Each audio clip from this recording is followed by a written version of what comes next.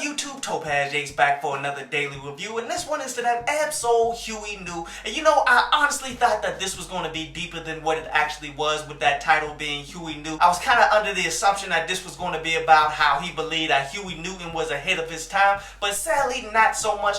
Honestly, it's more of just him spitting a whole bunch of wordplay, and I'm not denying it, his wordplay on here is pretty solid. Saying things like, before desktop computers, he was looking for shortcuts to become an icon. Definitely enjoy stuff like that. Saying things like he's Robin Hood and Robin jeans, and you know, he's tired of these tight analogies, pretty much the tight jeans and all of that. Saying things like how your 16s are pint sized to me, in which what he's talking about is people's 16 balls is nothing to him, when overall like 16 ounces is a pint. Definitely enjoyed his wordplay all throughout this, man. He is definitely spitting, but yet overall that production just wasn't strong enough, man. The overall song just wasn't dope at all. It's still a project I recommend people to go ahead and peep out, but I know people are already making this into something bigger than what it actually is. Isn't that quality of a track, bro?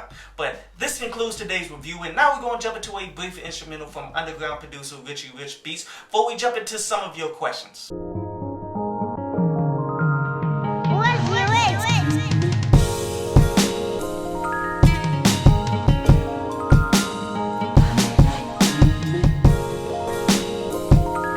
So I Am Legend is ultimately questioning if this Dave East project was his debut album under Def Jam, and no, it's not, because he honestly have came out himself, and everybody's been saying that this is a mixtape. Just because it's an exclusive on Apple Music that you have to buy does not mean that it's not a mixtape. You got to see how the game has ultimately evolved, man. The lines have been blurred between albums and mixtapes and EPs and all of that, man. I mean, look no farther than Chance the Rapper, that coloring book project, man. Everybody claims that to be a mixtape, but that was on Apple Music and it got sold automatically as well. That project is the reason why mixtapes are allegedly allowed to get Grammy Awards now. See, the thing that blows the lines is that people are no longer trying to give up free bodies of music like that, man. Like, I mean, sure, you still got a whole bunch of people giving away free mixtapes because they're trying to build a name, but once you built your name, then you trying to cash in on that. And then I got another comment from a guy who again accepts the fact that he's pole jockeying Earl Sweatshirt. And this is rather crazy, because this is like the third time that I've come across a fan of his